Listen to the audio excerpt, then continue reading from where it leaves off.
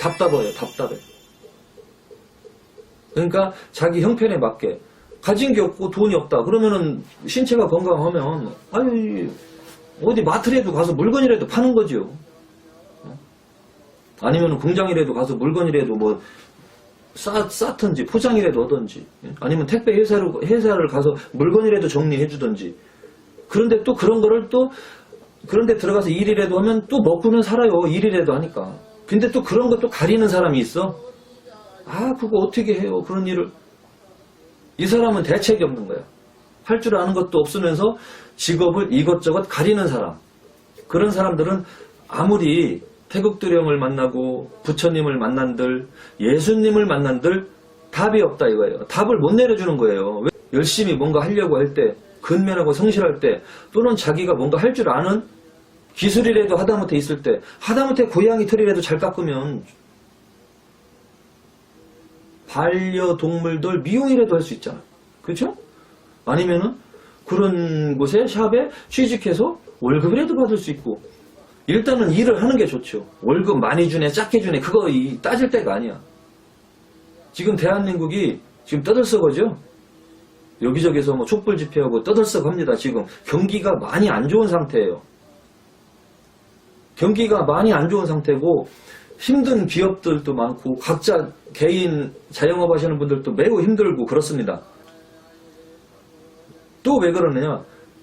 요즘에 글로벌 시대니까 웬만큼 몸으로 하는 일들, 서비스하는 일들은 대부분 중국, 태국, 필리핀, 베트남 이런 쪽에 여성들이 많이 들어와서 취업을 하고 있고 다문화 가정이 형성이 되고 있거든요.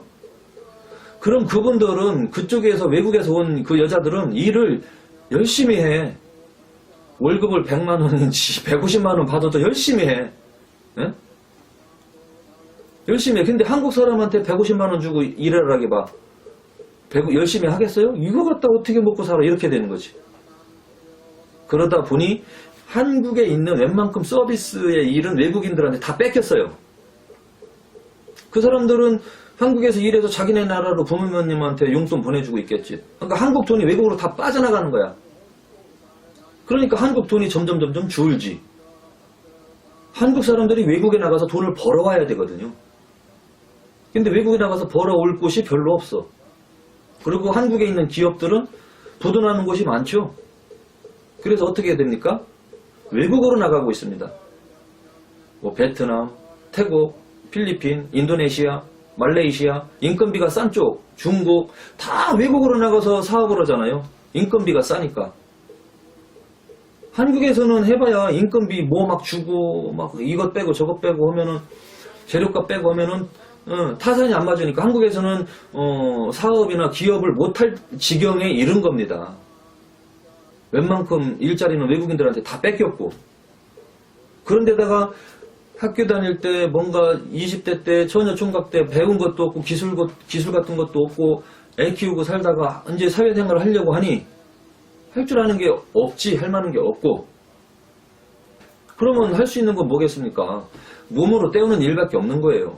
청소한다든지 청소 대행 뭐 이거 일명 뭐 이런 거 찌라시 같은 거 이렇게 돌리는 일들 뭐 이런 게 모텔 같은데 청소 식당 서빙 어려운 일들이죠. 힘들고 어렵고 그런 데 가서 일을 할 수밖에 없어.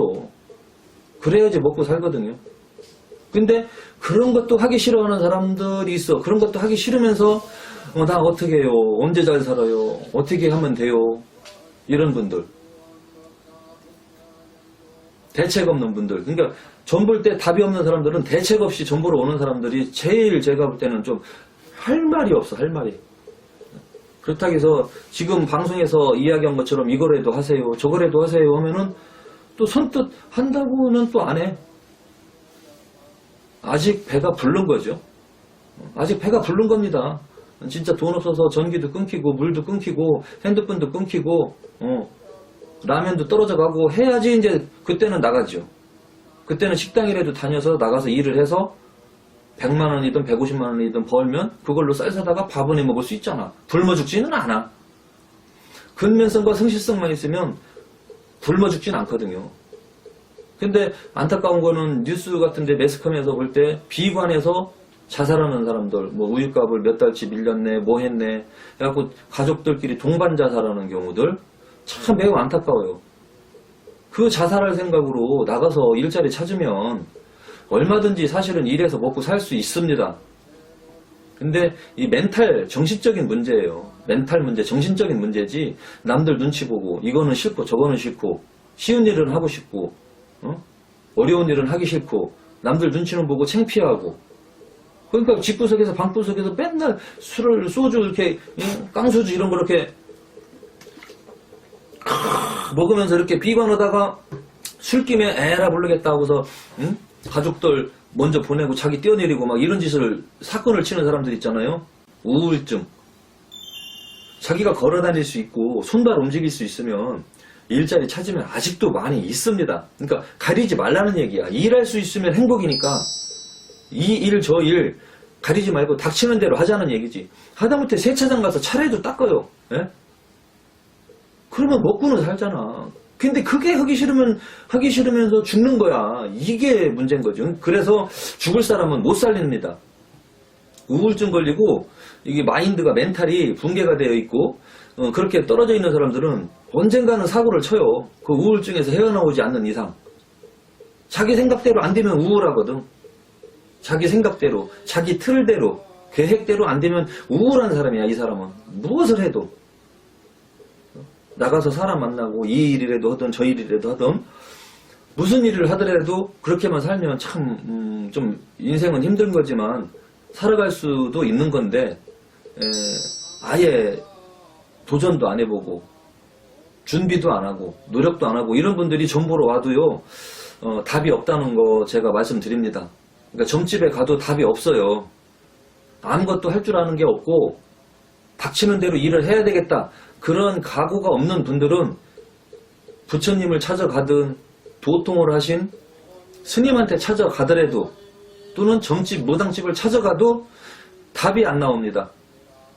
절대 답을 얻을 수 없습니다. 결론은 자기가 할 줄 아는 거 열심히 할 때 기회도 찾아오고 먹고도 산다는 거. 점 볼 때 제일 답이 없는 경우, 대책 없는 사람, 아무것도 할 줄 아는 게 없고 의욕이 없는 사람들이에요.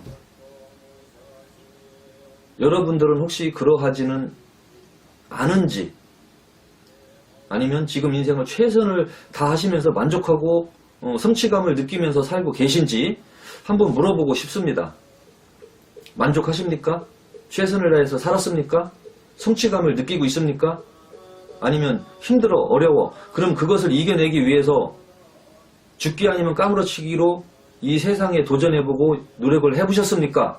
라는 저는 질문을 한번 해보고 싶습니다.